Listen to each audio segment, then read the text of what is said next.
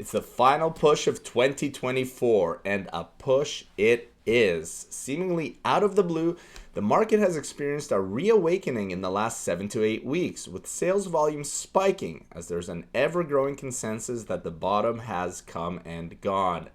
Is this a sign of things to come in the new year, or just a blip as a result of pent-up demand from a lackluster year that was?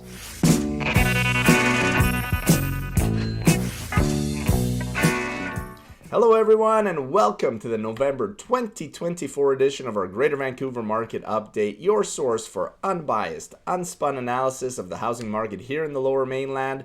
If you enjoy this content, help the algorithm. Give it a like, give it a share, and most importantly, subscribe to the channel down below to ensure that you don't miss out on any future episodes.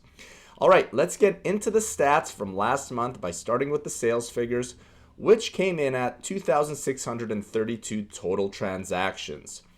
After 2 consecutive months of sales volume being below 2,000 units for the entire month, October saw a 42% month-over-month increase in homes sold.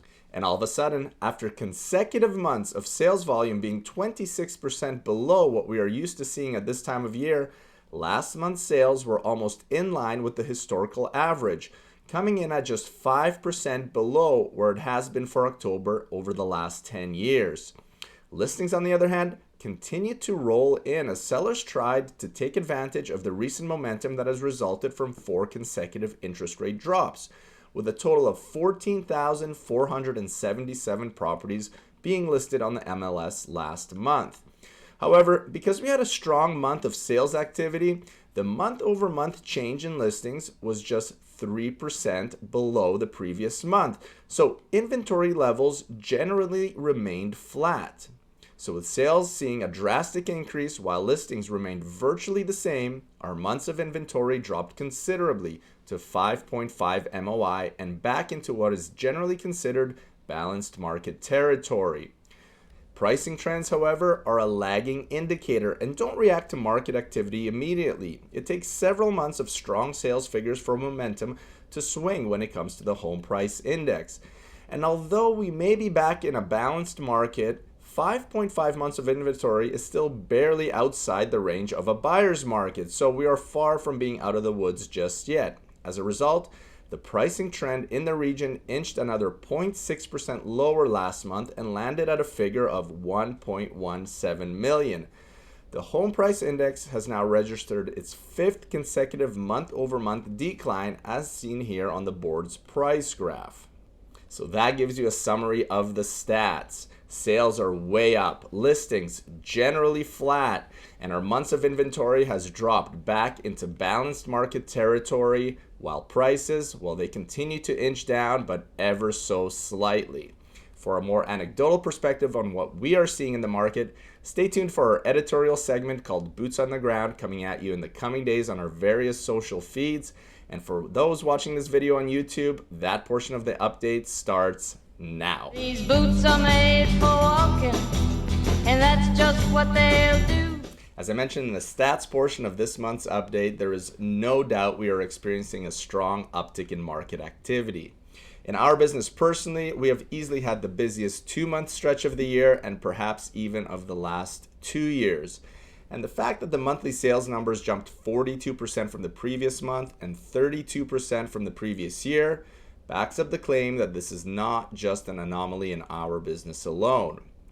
We have even managed to move a property that we pulled off the market about a month ago and were planning on relisting in the spring, but we were able to take advantage of surging interest and put together an off-market deal for our sellers. We often talk about the fact that it is impossible to perfectly time the market, and when a shift like the one that we are currently in occurs, evidence of that could not be clearer.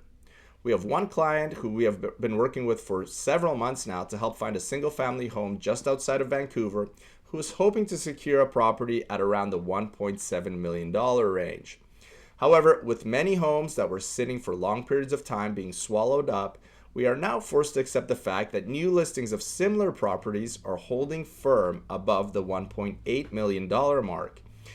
This is not yet widespread in every single pocket of the Lower Mainland, but in certain segments where options are limited, and especially at entry-level price points for certain types of products, these kinds of swings can occur very quickly. But as we enter the traditionally slower months of December and January, it'll be interesting to see if this sentiment continues into the new year. There has been an almost universal consensus that interest rates will continue to fall, which will further fuel demand. But the US Fed threw a bit of a curveball on that narrative in the last couple of weeks. In a speech in Dallas on November the 14th, the US Central Bank Chair, Jerome Powell, said, and I quote, "The economy is not sending any signals that we need to be in a hurry to lower rates. The strength we are currently seeing in the economy gives us the ability to approach our decisions carefully," end quote. This puts Tiff Macklem and his governing council at the Bank of Canada in a bit of a tough spot. Many economists were expecting the Bank of Canada to further cut rates north of the border by 50 basis points during their final interest rate announcement of the year on December the 11th. However, with signs that the US is not as eager to relinquish their hold on high interest rates as quickly, the Bank of Canada has to be very careful on how they approach their policy going forward. If Canadian rates are cut a lot faster than those in the US, the Canadian dollar will likely plummet in value, which comes with its own perils for our economy. And with our inflation numbers creeping back up to 2% from 1.6%, we may start to see a lowered exuberance to slash rates here in Canada. So although the market appears to be on a path to recovery north of the border, it is still very unclear how this will all play out, and timing the market will only continue to be a concept that lives in lore.